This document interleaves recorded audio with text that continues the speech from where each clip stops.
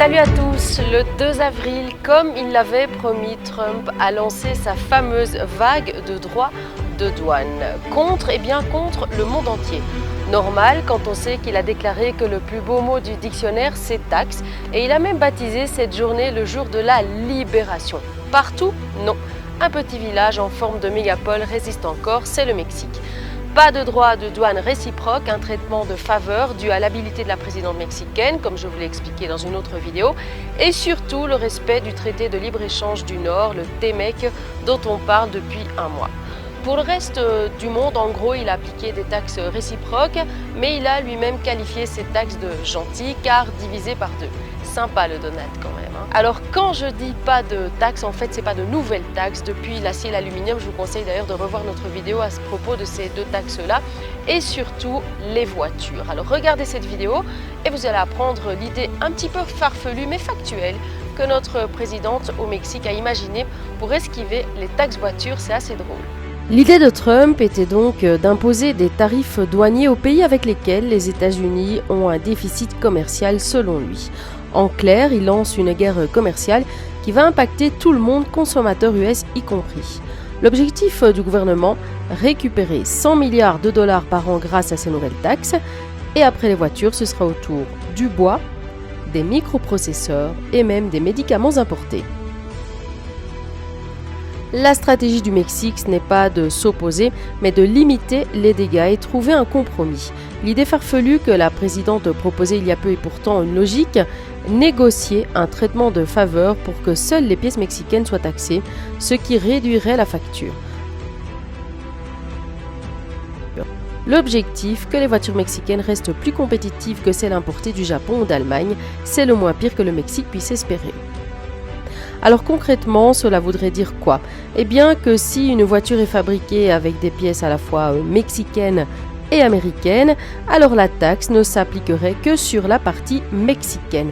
Une façon de jouer sur la complexité des chaînes de production. Genre une taxe de 35% sur une voiture car elle contient 35% de pièces mexicaines. Le passage aux frontières est intéressant aussi. Une voiture, c'est des milliers de pièces. Prenons l'exemple d'un piston.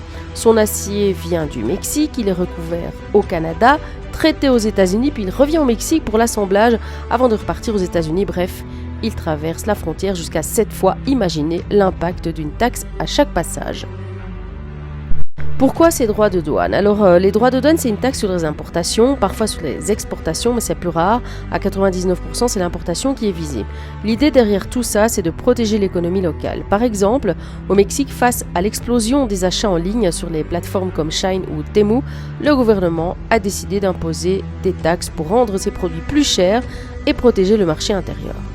Quelques chiffres clés. Le Mexique est le 7e producteur de véhicules au monde et le premier en Amérique latine. Concrètement, avec ces nouvelles taxes, une voiture pourrait coûter 12 000 $ de plus aux États-Unis, un vrai coup dur pour les consommateurs américains.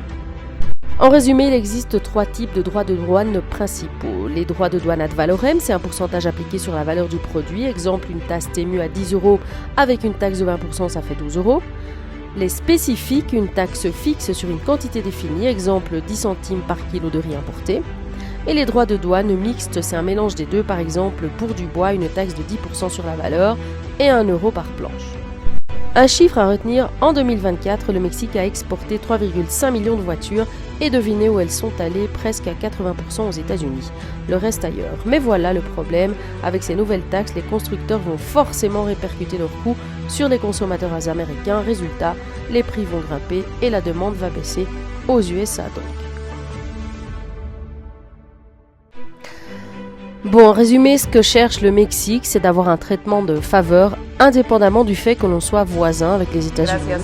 Ce matin, néanmoins, la présidente Sheinbaum a répondu avec 18 mesures pour ce qu'on appelle ici le Plan México, mais qui est en place depuis son élection et qui vise à rehausser la souveraineté du pays, indépendamment donc des actions de Trump ces dernières semaines. En ce qui concerne le commerce, le Mexique veut produire plus en interne et ce inclut les véhicules pour ne pas dépendre de l'extérieur. Van a saber todo sobre México.